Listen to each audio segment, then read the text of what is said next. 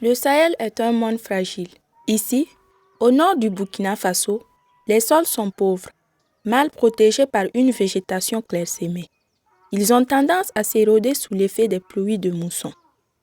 Pour habiter ici durablement, les hommes ont dû trouver la bonne mesure dans l'exploitation du milieu. De longue date, les Sahéliens n'ont eu d'autre choix que de pratiquer la jachère forestière.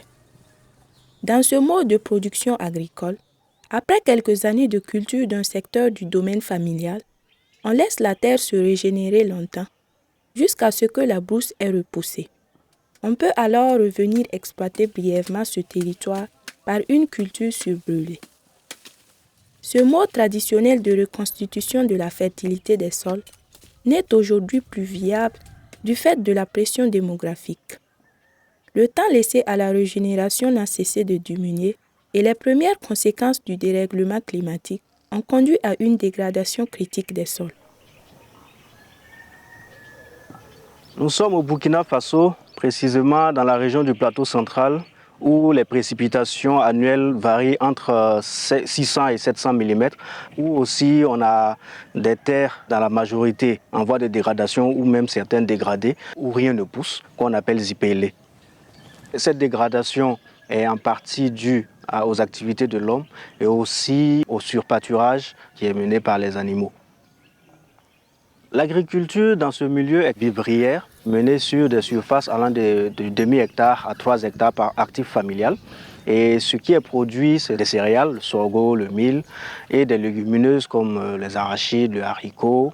Et aussi, les familles disposent plus ou moins de troupeaux, de bovins, d'ovins et de volailles. En termes de rendement, on a remarqué une baisse considérable depuis les 60 dernières années, de 2 tonnes à l'hectare environ à moins d'une tonne de nos jours. Ça a pour conséquence en fait une sorte d'insécurité alimentaire.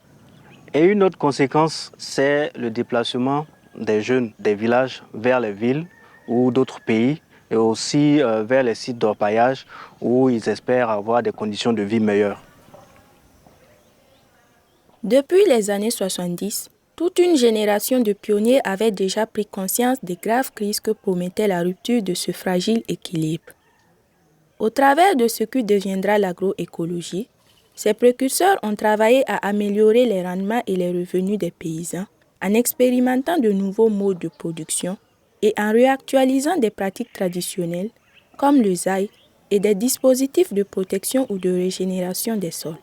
Certains paysans pratiquent l'agroécologie de façon parsemée, mais au niveau des fermes pilotes de l'ONG Terre Verte, nous avons développé une solution qui est d'intégrer tous les aspects de l'agroécologie en un seul lieu que nous appelons le périmètre bocager. C'est en 1989 que l'ONG Terre Verte accompagne l'association intervillage Zoram Naktaba pour la création d'une ferme pilote dans le village de Guiers, à 60 km au nord de Ouagadougou. L'ambition était d'y développer un système agro-silvopastoral pérenne, tout en restaurant des sols dégradés. Ils ont abouti au concept singulier de bocage sahélien, Ouégoubri en langue maori. Alors, nous sommes dans le périmètre bocager de Tankouri et au point bas d'une de ces parcelles où après quelques jours de pluie, la mare est presque remplie. Voilà, pour montrer effectivement que son principe, c'est de pouvoir garder l'eau de pluie dans la parcelle grâce donc à la diguette et aussi à la haie vive. Donc s'il n'y avait pas ce dispositif-là, toute cette eau irait à l'extérieur et puis ça ne pourrait pas servir en fait aux plantes et aux cultures là.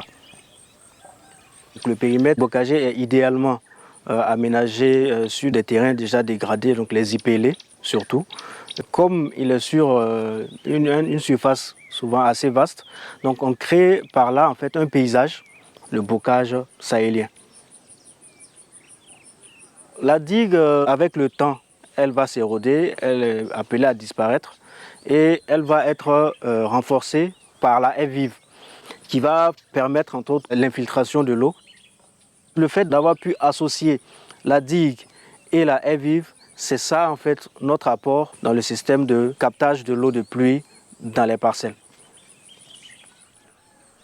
Dans le périmètre bocager, chaque famille dispose de 4 champs pour favoriser en fait la rotation culturelle. Et chaque champ a une longueur de 160 mètres et une largeur de 40 mètres. Les études ont montré que pour empêcher l'eau de ruissellement de prendre de la force, de prendre de la vitesse, il faut pouvoir l'arrêter au maximum à chaque 50 mètres. Donc nous, on a choisi 40 mètres pour avoir en fait le carré de 160 par 160 où on peut faire pivoter les parcelles selon la configuration des pentes. Dans l'axe de chaque parcelle, il y a une ligne d'arbres qui est plantée et également au bord de la mare des arbres de signalement. À travers donc la présence de ces arbres-là, on intègre le concept d'agroforesterie dans le périmètre bocager. Il y a besoin que le site soit protégé à cause de la divagation des animaux. Les animaux vont piétiner les diguettes, ils vont manger les arbustes, ils vont manger les cultures. Et cette clôture-là est renforcée par une haie vive. La clôture en fait est enserrée entre 2 lignes d'arbres. Et c'est ce système-là que nous appelons la haie mixte. La gestion du périmètre bocager est basée sur le groupement foncier de paysans copropriétaires et s'adosse à une ferme pilote qui assure support logistique et espace de recherche-développement. Ce modèle, né à Gué, a essaimé dans les régions nord et centre-nord du pays.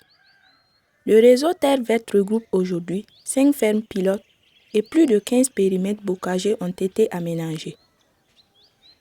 En 2019, comme un point d'étape, à Zeden, les Terres Vertes ont souhaité qu'un regard extérieur soit porté sur leur expérience.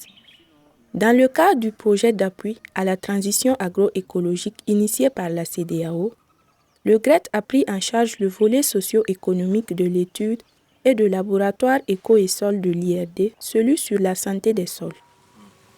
Ça fait quand même 30 ans que nous menons des expériences au sein des périmètres bocagers. Et ces expériences-là, c'est nous qui produisons les résultats et c'est nous qui communiquons ces résultats-là. Nous estimons que ces résultats sont bons, mais on pense que voilà, il faudrait quand même une évaluation extérieure et comme ça confirmer ou infirmer ce que nous disons. Il y a beaucoup d'ONG ou d'autres acteurs qui mettent en œuvre des projets comme ça de développement de l'agroécologie. On sait que ça donne des résultats, et notamment là où il y a des sols dégradés. Mais c'est vrai qu'on manque d'évaluation un petit peu systématique qui permettent aussi de comparer les différentes expériences, mais aussi de mieux comprendre finalement qu'est-ce qui fait que certains paysans adoptent ou pas. Mettre en place des pratiques agroécologiques et puis d'autres non. Le souci majeur qui freine le plaidoyer, c'est les données, les résultats. Voilà, on n'arrive pas à montrer en quoi l'agroécologie peut contribuer à répondre aux grands défis qui se posent à notre société. Ce que va faire Manéré, c'est d'aller voir des paysans qui ont bénéficié directement de votre action, mais aussi des paysans qui n'en ont pas bénéficié, et puis essayer de comparer un peu. Voilà, yam sok hon shagalla benere hinga ton wangu do katati ya jipe ala paten ko pam kimenge mam daga ya kom yo ya mam zaka ani rota ya mam kam zaka ko mara na mahra ma da runa gam da sangwaran ko on do hokko rien chodi ton me yakiyam ba to yin sawa hungubuga ton han kebe ne rumse pana nam hede ton me kebe ne ici on pobi ou mata bron. Lorsque des agriculteurs sont intéressés pour l'aménagement d'un périmètre bocager, la première étape, c'est d'abord qu'ils puissent s'entendre sur un site qu'ils ont préalablement identifié. Et après cette entente-là, ils approchent la ferme pilote avec donc cette demande. Et une réunion va être organisée au niveau du quartier ou bien du village des demandeurs, avec qui on va échanger sur le pourquoi, est-ce qu'ils se sont entendus et s'il n'y a pas de souci. Alors on part à l'étape suivante qui est celle de la visite du terrain.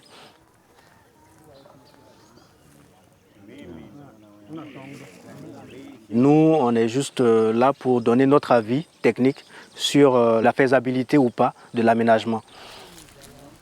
Une fois que c'est réalisable, on passe à une autre étape, l'arpentage, c'est-à-dire les mesures au sol, les travaux topographiques. On commence en fait une sorte de remembrement du terrain. C'est-à-dire que chaque demandeur va recevoir la même surface, 2,56 hectares.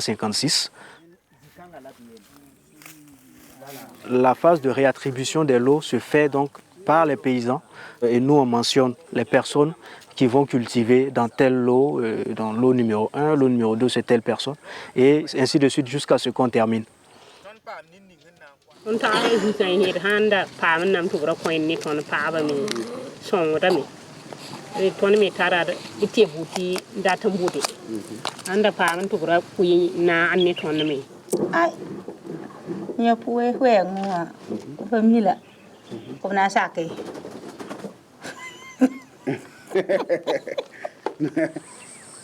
Ce sont ces propriétaires-là qui vont former le groupement foncier, qui va avoir en fait des représentants auprès de la ferme, qui est là pour les accompagner dans l'aménagement des périmètres bocagers.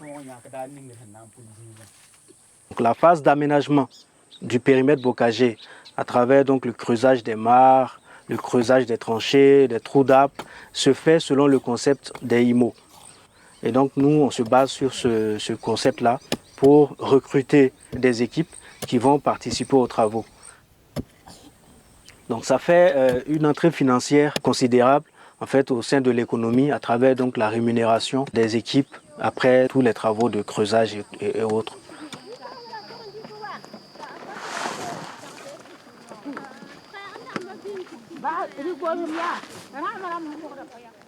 Alors, le coût moyen d'aménagement d'un périmètre bocager tourne en fait autour de 800 à 1000 euros l'hectare. Donc c'est y compris le grillage, y compris la paye des IMO en fait. On réalise des économies d'échelle en aménageant de vastes surfaces. Pour nous, l'idéal, c'est à partir de 100 hectares. Pour 100 hectares, on a en gros une trentaine de familles. L'agriculteur seul ne peut pas s'offrir cela. Parce que d'abord le grillage qui est utilisé pour réaliser la clôture, ce grillage est importé. Donc il y a le coût qui va avec, mais c'est du grillage qui, lorsqu'il est implanté, il peut durer 30 ans. Le périmètre bocager, c'est un investissement pour le développement agricole. Et pour ça, il y a besoin d'appui des pouvoirs publics, des bailleurs, pour pouvoir réaliser ça. Et surtout que c'est un aménagement qui dure.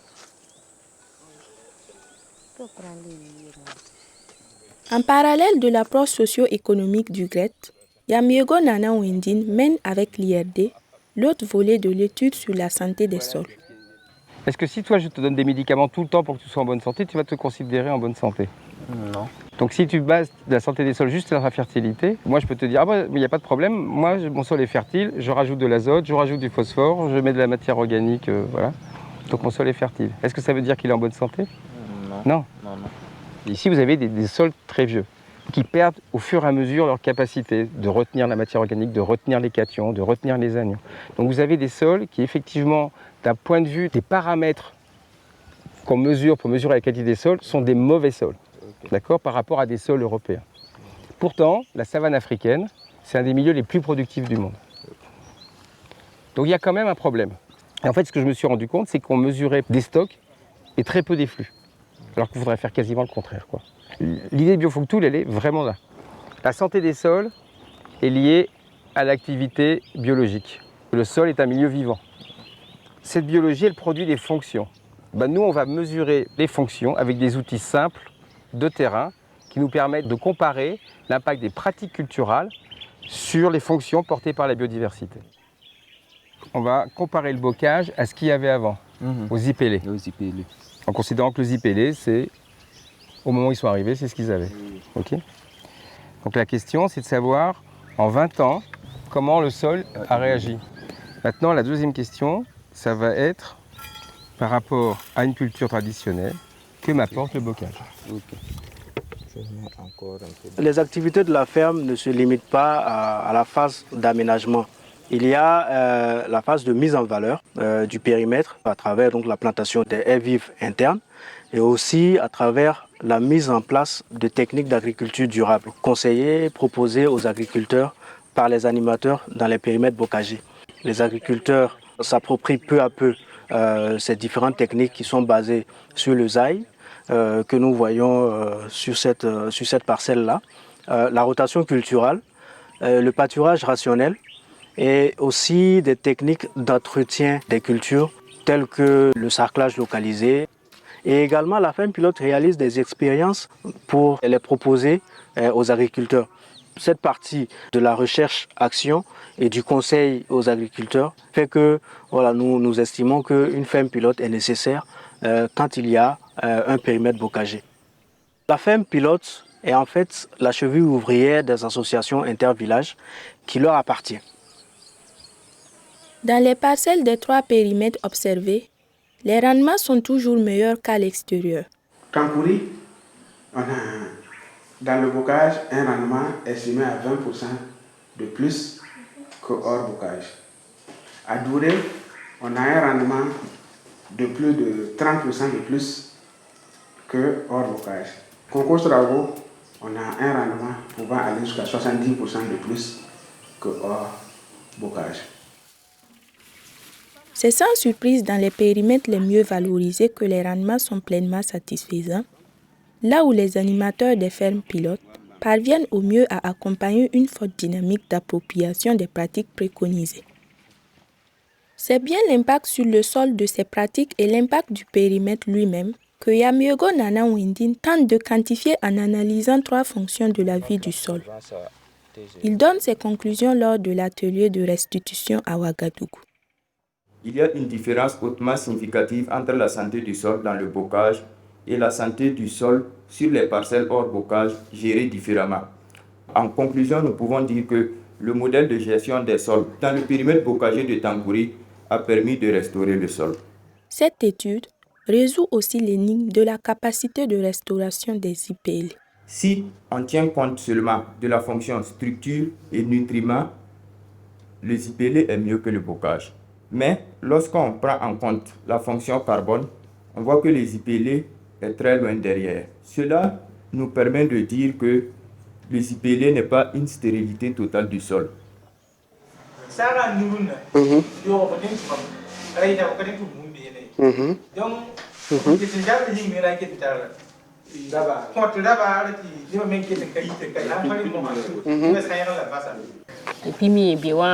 Ya wako olami ko ma pa joti yare biriga me pa lode pa ni ane ton da ko ri on yi pa won tabe yeno wa aya soma a soma ton halu so yi handa nda ton pa mo sire te yibi ngai leba we guburo ko an ton pa mam titawa ana habenu rumu huamne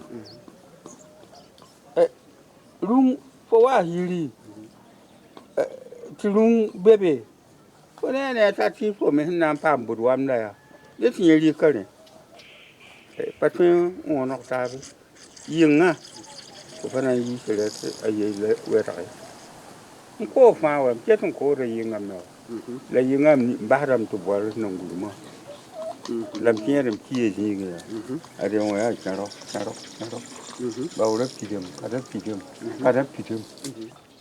Comme le confirme l'étude du GRET, la protection des cultures qu'offre le périmètre bocager est un de ses effets les plus appréciés des paysans.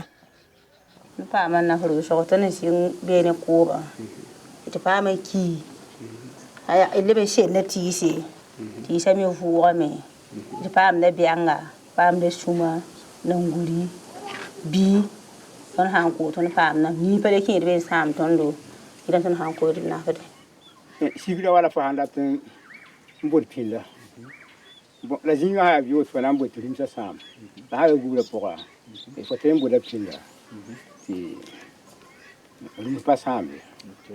Autre avantage, les pailles et tiges de mil, part importante du fourrage disponible, pourront être laissées au sol après la récolte et ramassées plus tard. Dehors, c'est impossible. La coutume est là. Un champ à peine récolté est disponible à la libre pâture. Ça nous a évité les conflits entre agriculteurs et éleveurs. Ça nous a aussi permis d'avoir le rendement, en tout cas, satisfaisant. Ah, le gouvernement pour moi, à qui quand même, assuré, il y a ce moment, madame Kobe, Kobe, Kobe, Sini, ah, pas ma yard, summer, enough, ma'am. Pas ma yard, Hunter, Pam, and the Nafu. Donc, Nafu, pay part away. Then I am moving course. Yeah, we go pour le même cours. Bien la Sini, Pam, the Nafu. En tout cas, Google a son word là. And I name order. I continue on their whistle. But you went, but I'm pas in sort of bally. La baya menga hanta ile getare. Ya yisa babla mampa mgulo kazi woto. Premier enseignement majeur de l'étude socio-économique du GRET, développé lors de l'atelier de restitution à Ouagadougou, l'examen comparé de plus de 70 exploitations, avec ou sans parcelles dans des périmètres, montre que celles qui possèdent un élevage important obtiennent nettement plus de revenus que les exploitations peu capitalisées. Pour améliorer la situation des familles paysannes, il y a un problème de capitalisation qui est tout à fait essentiel et que même avec des petites exploitations, en augmentant le niveau de capital, eh bien, on peut arriver à des revenus tout à fait significatifs. L'intégration entre l'agriculture et l'élevage est donc le facteur déterminant d'un développement socio-économique dans cette zone. Parce que qui dit élevage, dit production de déjection, utilisation de cette matière organique pour fertiliser les cultures, dit meilleur rendement et dit possibilité aussi de davantage de paille pour alimenter les animaux. Quand les rendements en sorgho des exploitations sans bétail plafonnent à 1 demi-tonne par hectare, ils se situent entre 1 et 2 tonnes et demi par hectare dans celles où l'utilisation du fumure organique est importante. Pourtant, l'équation n'est pas si simple pour parvenir à une synergie entre agriculture et élevage. Que faire des animaux tout au long de l'année? Comment les nourrir dans un milieu où les grandes surfaces de jachères forestières d'antan ne sont plus disponibles? Une révolution des pratiques est donc là aussi à inventer. Tout ce dispositif-là d'aménagement, de production agricole, de plantation des arbres, d'intégration de l'élevage, à travers ça, la ferme crée un New Deal. C'est une nouvelle conception de la vie en milieu rural, liée étroitement en tout cas à la gestion de la terre pour la production agro-silvo-pastorale.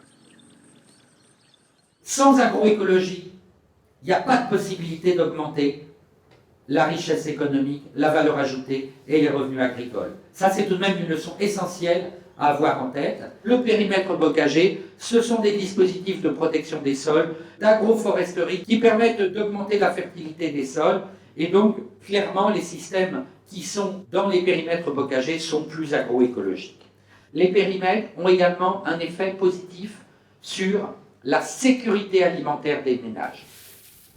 Pour nous, c'est clair. Compte tenu de la problématique sahélienne, c'est bien une initiative extrêmement pertinente qui peut être réplicable à une vaste échelle. Ainsi, les ateliers de restitution ont permis de partager ces conclusions avec les premiers intéressés et de les exposer à des autorités du pays attentives, ainsi qu'à des chercheurs, des journalistes et de nombreux acteurs de l'agroécologie burkinabé. L'occasion aussi de mettre au débat des interrogations prospectives et quelques préconisations pour répondre à certaines limites identifiées par le GRET à Guié et à Douré.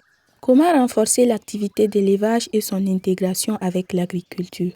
Comment mieux valoriser les jachères, les haies et les lignes d'arbres avec des variétés fourragères, légumineuses ou vivrières?